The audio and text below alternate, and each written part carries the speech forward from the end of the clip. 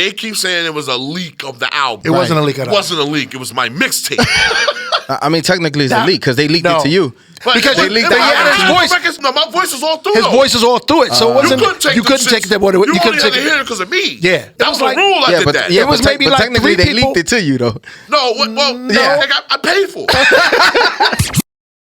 The exclusives took me to another level because I was, and then I was so deadly with it. I used to listen to everybody mixtape. I don't give a where you from. You from Lower East Side, Brooklyn, wherever you from. If you had an exclusive that I didn't have and you ain't talk on it, that's mine now. That's fine. No, okay, I don't care. I stole. If I know niggas who had songs that I did not have, I said, oh, okay, he didn't talk on it.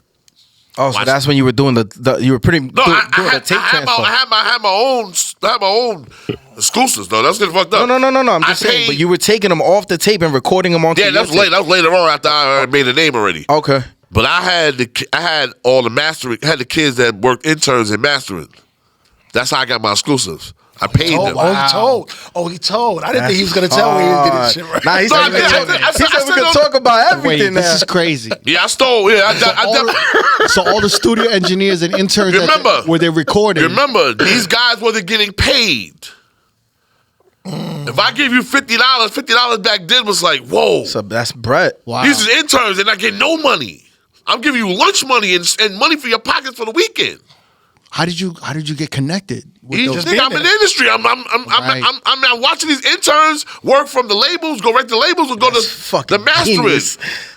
And I sat there and I went to lunch with them. We all went to lunch together. We all sat there and whatever songs came out, I had. Wow. That's how I got the Snoop Dogg record. Hold on, let's put this in layman's terms for the wet behind the ears DJs. He pretty much was stealing songs from YouTube, taking them to an engineer and telling him, "Yo, make this shit sound right." No. It was already right. I'm saying you were stealing the songs. No.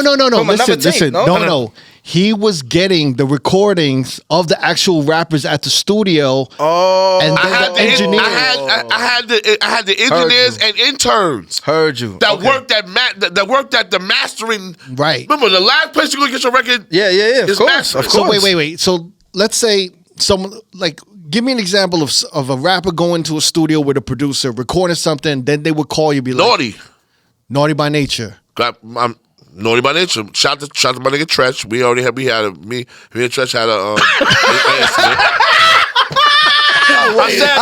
Shout out to our Sad brother. I need to hear this now. Shout out Sad brother. That's our Sad brother. That's my brother. That's my guy. I love Tretch to death. Wait. So wait, what was it? What did they record? OPP? No, that was OPP. Okay, so they recorded OPP. So I had OPP was already out. Okay, but you know how these young back then they said, "Yo, I got the Naughty album." Yeah. Oh, you got the whole album. I said, "All right."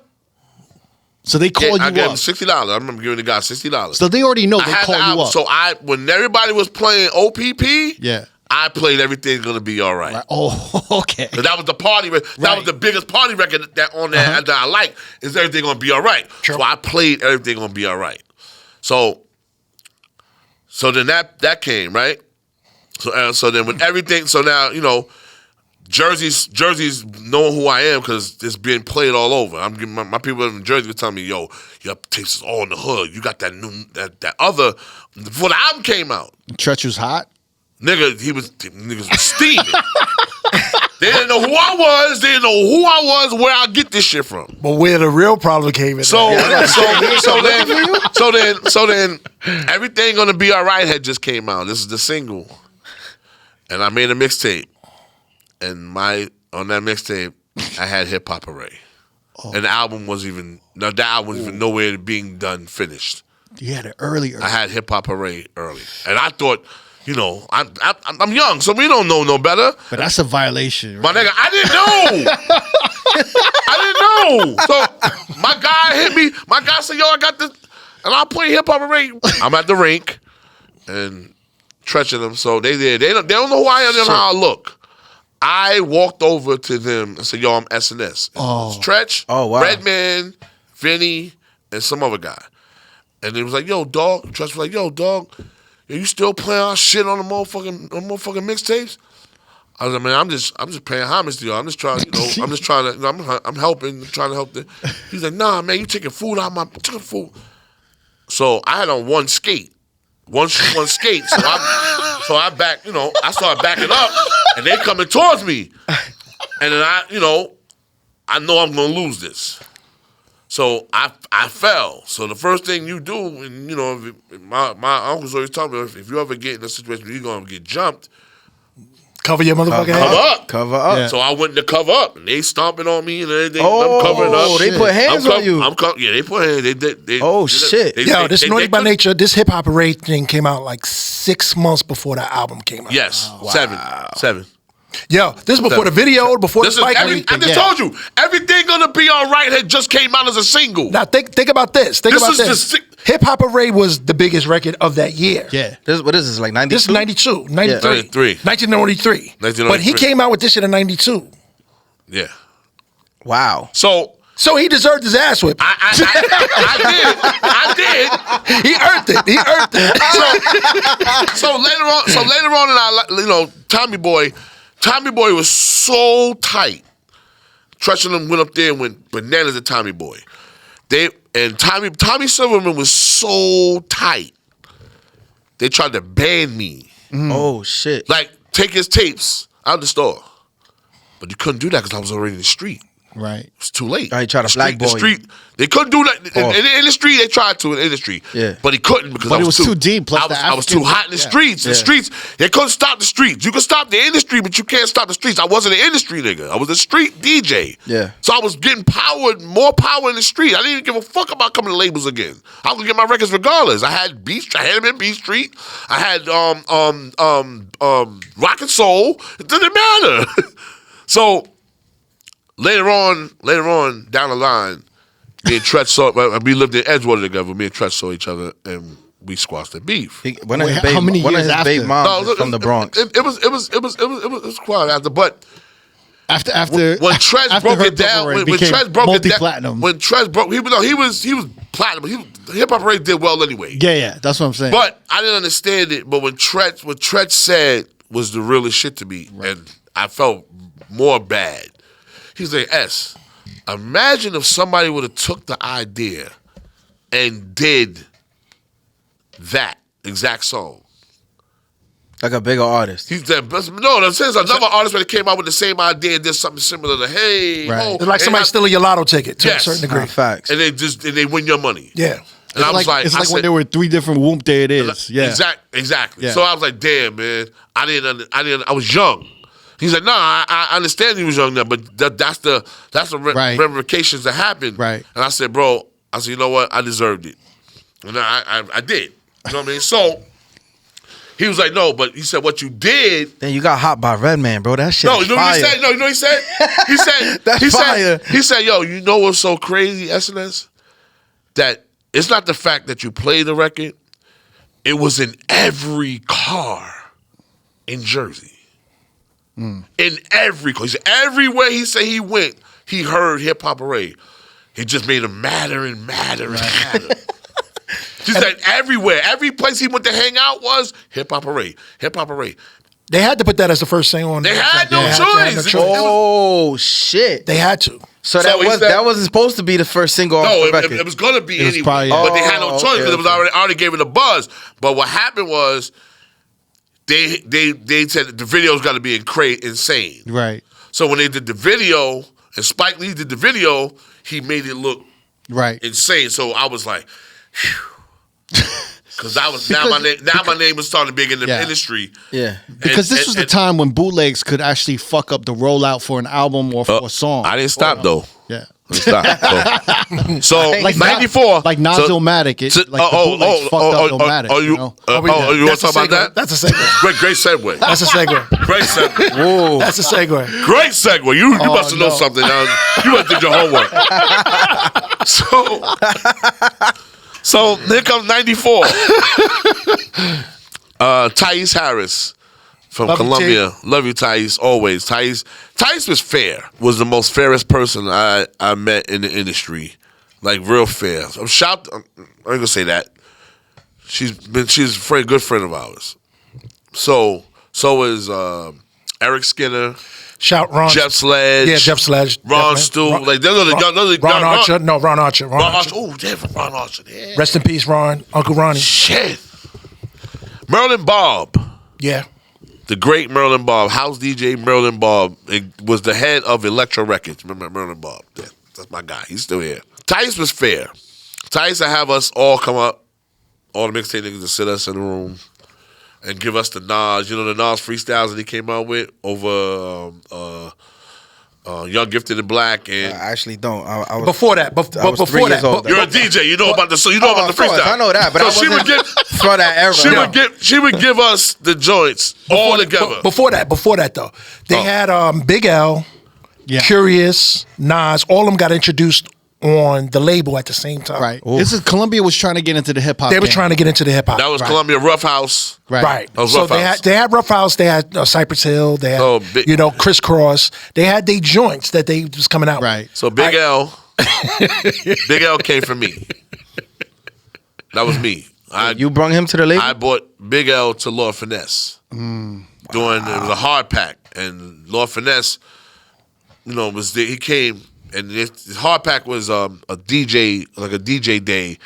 That's Rock and Will. They used to sell the Kick and Pre mixtapes. They sell mixtapes. They was the best big guys that always sold Kick and Pre mixtapes.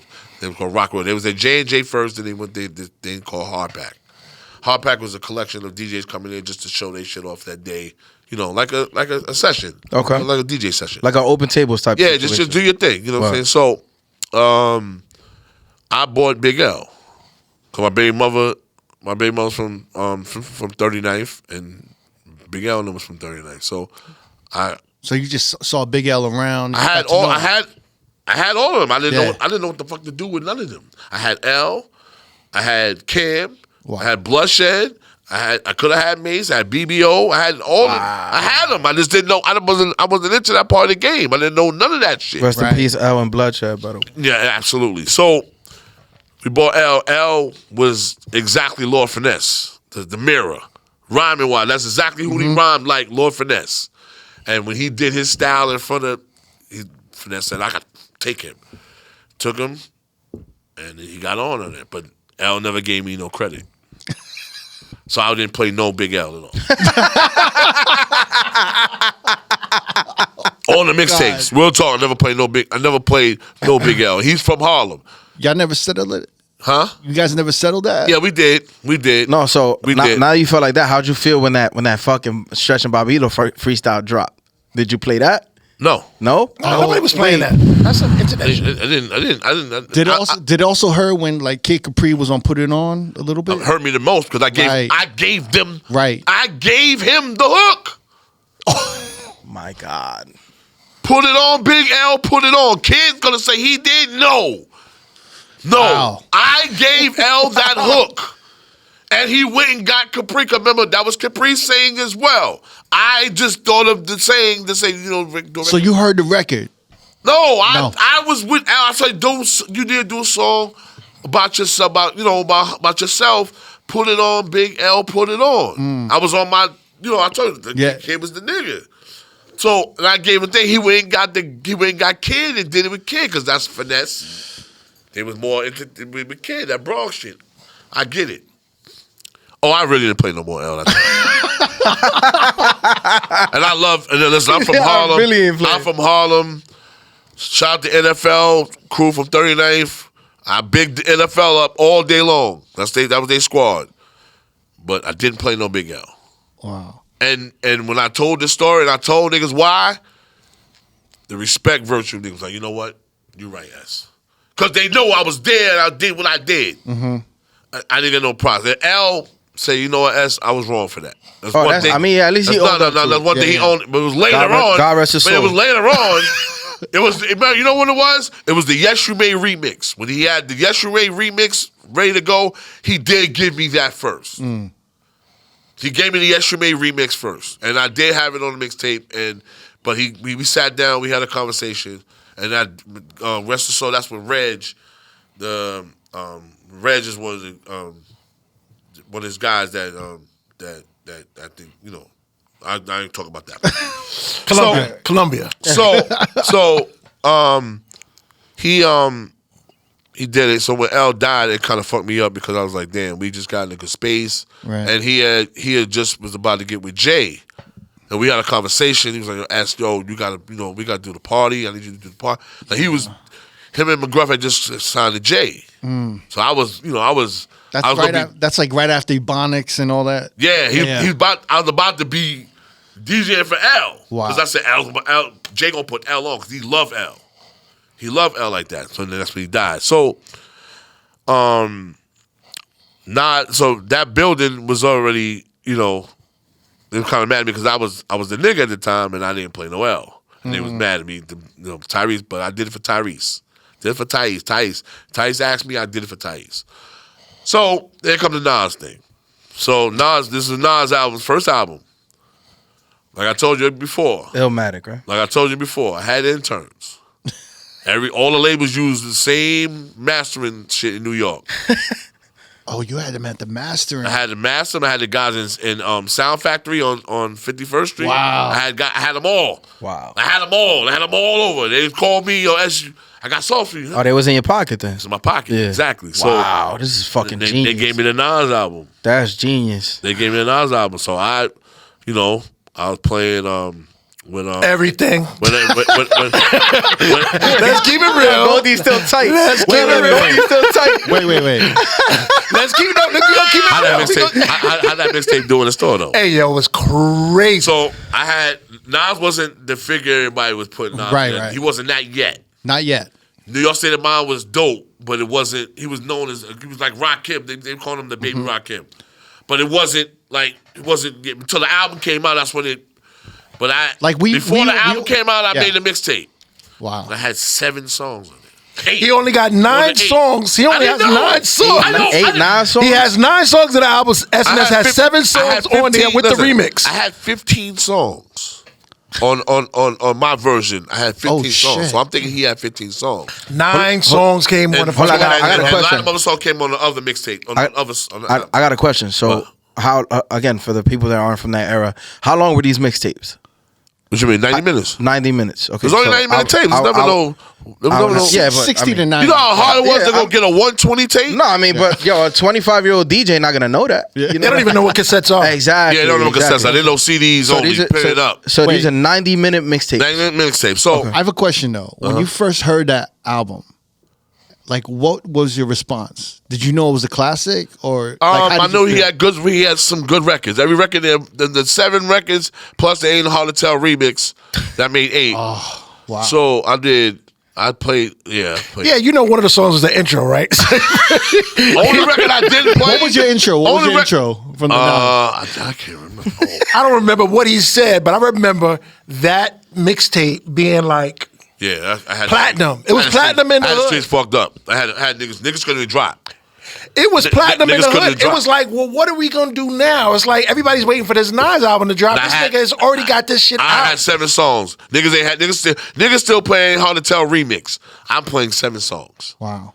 And they mad. This fucking so mad. I have a question. Like, from what we know of Nas at that time, it was live at the barbecue, and then the buzz was crazy. Then he had halftime afterwards. He had halftime. And back to the grill again, right? Right. And then there was the buzz. There was the Source magazine the Source magazine article really, like hyped him up. But that was after he had already dropped it. Because it was the first time. And that was after I already dropped it. That was after he already dropped it. Shit. I was trying to see what the timeline It was already out in the streets. It was maybe like 3 people that had that album. Schechter was definitely one of them. Shecky from Source. he was definitely one of them. Shecky, I knew. Look. Shecky was lit. We had Shecky Green from the Source magazine, and he said he couldn't find that tape, so he almost thought he was responsible for the leak of that bootleg of Illmatic. So he's like, I can't find. I think he still has the tape, but I'm not sure. Yeah, it was not. They keep saying it was a leak of the album. It wasn't a leak. It wasn't a leak. It was my mixtape. I mean, technically, it's a leak because they leaked it to you. Because they leaked it. It had his voice. It had his voice. My voice is all through. His voice is all through it. So it wasn't. You couldn't take that. You couldn't take it here because of me. Yeah. So that was the rule. I did that. Yeah, it was maybe like technically 3 they leaked it to you though. No, I paid for it. So How much like, did you pay? How much did you pay?